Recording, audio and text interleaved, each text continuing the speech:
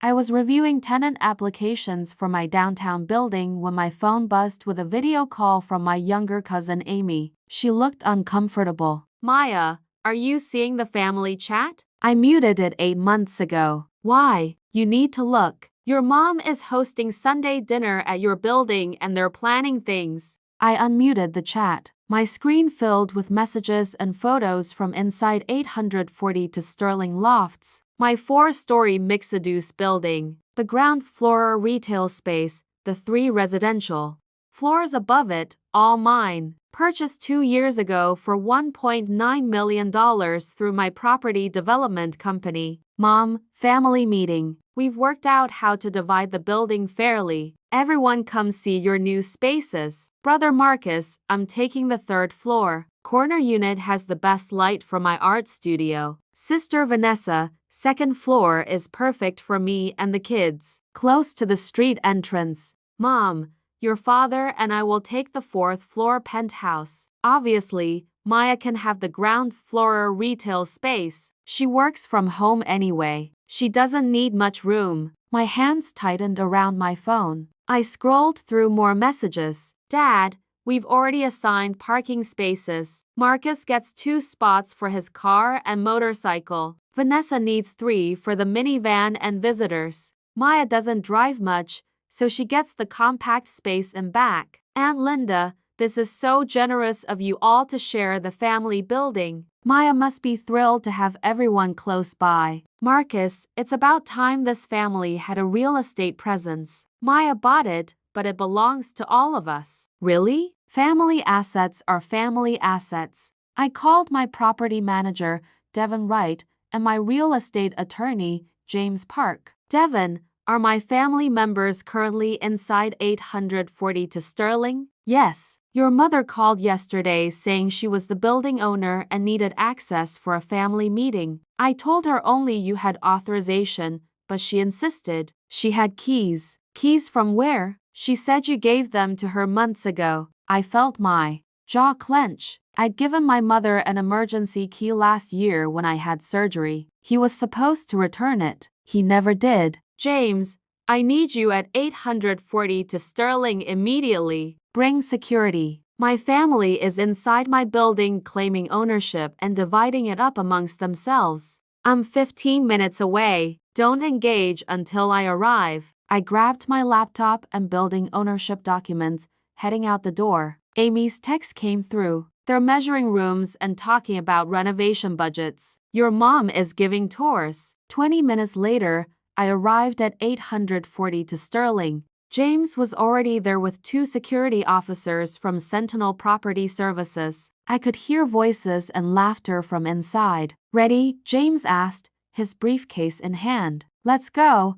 I unlocked the main entrance with my owner's key. The sound of conversation echoed from the 2nd floor. We climbed the stairs and found my entire family gathered in the largest unit. 15 people, including my parents, siblings, aunt, uncle, and several cousins. Mom had set up a buffet on folding tables. Marcus was showing people his future art studio space. Vanessa's kids were running through the rooms claiming bedrooms. Ha! Mom spotted me first, her smile bright. Perfect timing. We're just finishing the space assignments. Come see what we've planned. Planned for what? I asked calmly. For the building division, of course. We've worked out a fair system. Each adult sibling gets a floor. Your father and I get the penthouse. And stop, I said. Everyone, stop what you're doing. The room quieted. Marcus turned from the window where he'd been measuring wall space. Maya, don't be dramatic, he said. Mom's just organizing how we'll all share the building. It's a family asset. Obviously, we're not going to make you homeless. You get the ground floor. This building isn't a family asset, I said. It's my asset. I own it fully through my company, Apex Property Development LLC. James stepped forward, opening his briefcase. I'm James Park, Miss Chen's real estate attorney. These are the property records for 840 to Sterling Lofts. He laid documents on the folding table, scattering paper plates, purchased 23 months ago by Apex Property Development for $1.8 million. Sole owner, Maya Chen. There are no co-owners, no family trust, no shared ownership structure of any kind. Dad picked up the documents, scanning them, but Maya bought this with family money. When we gave her $20,000 for her business startup, you gave me $20,000 8 years ago when I started my software consulting firm, I interrupted. I paid you back in full within 18 months with interest. I have the canceled checks. That money has nothing to do with this building, which I purchased with profits from my property development company. Vanessa crossed her arms. You never said you owned an entire building. We thought you rented an apartment somewhere. I invited you all to the building's grand opening 18 months ago. The invitation said Apex Property Development Presents 840 to Sterling Lofts, a Maya Chin project. No one came. You said you had better things to do than attend my little real estate hobby event. James pulled out more documents. Miss Chin owns 3 commercial properties and 5 residential buildings in the city. Her real estate portfolio is currently valued at $8.3 million. This building generates $15,000 monthly in rental income from the ground floor retail tenant and 2 of the residential units. Wait, Marcus said slowly. People are renting here, living here. Yes, the ground floor houses a boutique coffee shop. The second floor northeast unit is rented to a graphic designer. The third floor west unit is leased to a young couple. All legal tenants with signed leases. Mom shook her head. That can't be right. The building was empty when we got here. Because the second floor northwest unit and third floor east unit are between tenants, I said. And the fourth floor penthouse is my personal residence where I live. The place you're currently trespassing. Trespassing? Dad's voice rose. We're family. You gave your mother keys. I gave Mom an emergency key last year when I had surgery. For emergencies only, not for unauthorized entry and certainly not for hosting family dinners where you divide up my property. One of the security officers stepped forward. Ma'am, we're prepared to escort everyone out if needed. Aunt Linda looked uncomfortable. Maybe we should just go. This seems like a misunderstanding. It's not a misunderstanding, Mom said firmly. Maya needs to learn about family. This building is too much for one person. She's being selfish, keeping it all to herself when we could all live here together. James's expression hardened. Mrs. Chin, your daughter owns this building outright. She has 3 legal tenants and lives here herself. She has every right to determine who occupies her property. You have no legal claim to any part of this building, but family shares. Vanessa protested. Maya's always had money. The least she could do is help her family out. We have needs too. What needs? I asked. Marcus, you live in a 2-bedroom apartment that you've never invited me to see. You told Mom you were between opportunities last month and needed rent money. Did she give it to you? Marcus looked away. Vanessa, you drive a brand new SUV and just got back from a week in Cancun. Your kids go to private school. Dad, you play golf 3 times a week at the country club. Mom, you redecorated your entire house last year. None of you are struggling. You just want more and you've decided my assets should become your assets. You have so much, Mom cried. Multiple buildings. Why can't you share? Because I earned it. I built my software consulting firm from nothing. I saved every dollar, learned real estate investment, took calculated risks, and built a portfolio. I did that alone. None of you helped. Most of you didn't even believe I was capable. I pulled out my phone, opening old messages. Here's the text from 2 years ago when I told you I was buying this building. Marcus wrote, yeah, right, Maya. You can barely afford rent. Vanessa wrote, stop making up stories for attention.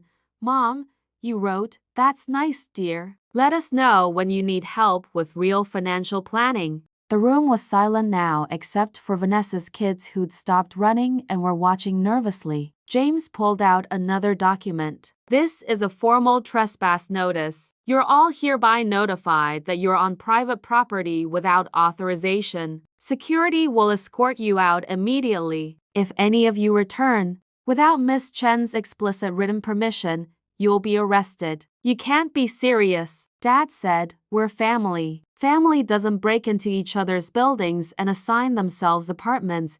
I replied, family doesn't dismiss each other's accomplishments and then try to claim the results of those accomplishments as their own.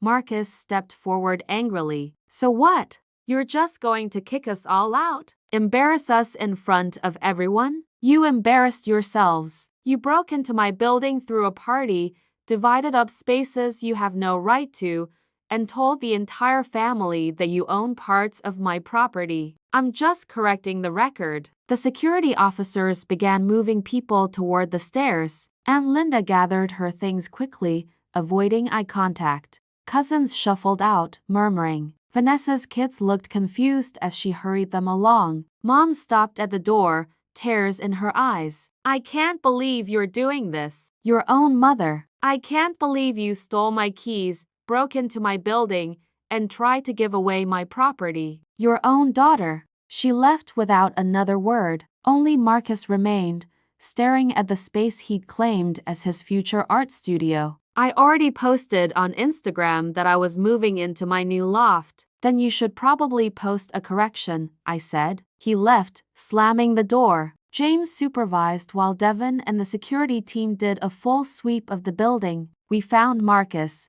measuring tape left behind, Vanessa's kids' toys scattered in one room, and Mom's serving dishes still on the folding tables. We're changing all locks tonight, Devon said. Every entrance, every unit, new security system with cameras. No one gets access without your explicit approval. Perfect. And Devon, about those emergency keys already noted. No emergency keys to family members. I should have verified her authorization. I'm sorry. It's not your fault. She was convincing. James packed up his documents. Maya, they may try this again. Your mother seemed genuinely convinced she had some claim to the building. Then we'll deal with it with lawyers and police if necessary. At midnight, the locksmith finished installing new locks and keypads. The security company activated cameras at every entrance. My building was finally secure again. The family group chat exploded the next day. Marcus Maya had us arrested at her building over a simple family dinner. Mom, she's chosen property over family. I don't even know my own daughter anymore. Vanessa, my kids were traumatized by the security guards. Maya should be ashamed. Amy texted me privately. For the record, nobody was arrested and the security guards were completely professional. Your family is rewriting history. I muted the chat again. 3 weeks later, Mom tried to use her old key at 840 to Sterling. The new security system alerted me and Devon immediately. Police arrived and gave her an official trespass warning. She told relatives I'd called the cops on my own mother over nothing. The coffee shop tenant downstairs sent me a thank you card. We noticed increased security. Really appreciate you taking building safety seriously. My other tenants expressed similar relief. Apparently, Mom had tried to show the building to friends twice before the Sunday dinner incident, telling people she was the property manager. 6 months later, 840 to Sterling Lofts is fully occupied and profitable. The property appreciated to $2.1 million. I refinanced and used the equity to purchase my fourth commercial property. Marcus posts photos of his cramped apartment studio with captions about staying humble and not selling out for material things. Vanessa tells people I'm new money with no family values. Mom sends occasional guilt trip messages about how I've abandoned my family for buildings. None of them have apologized for breaking in trying to claim my property or posting lies about being arrested. Last week, Vanessa asked if she could rent one of my residential units at a family discount. I said, no. My buildings aren't family assets. They're my assets built with my work, my money, my risk.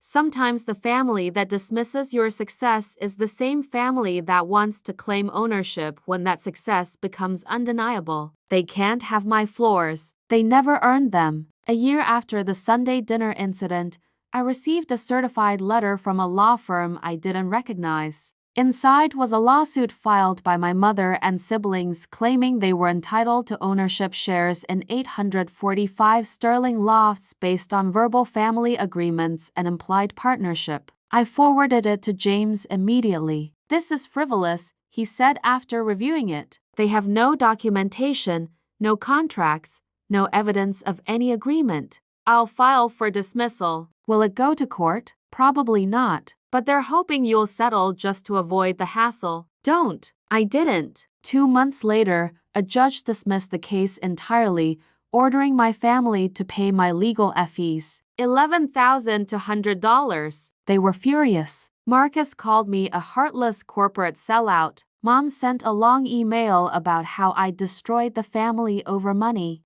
But I noticed something interesting. After the lawsuit failed, Marcus quietly asked if I had any entry-level property management positions available. Vanessa inquired about real estate investment advice. Dad mentioned he'd always been interested in commercial properties and wondered if I needed a partner. They didn't want to reconcile. They wanted access to my success now that they couldn't steal it outright. I declined all their requests. My property portfolio now includes 6 commercial buildings and 8 residential properties across 3 cities. Annual revenue exceeds $2.3 million.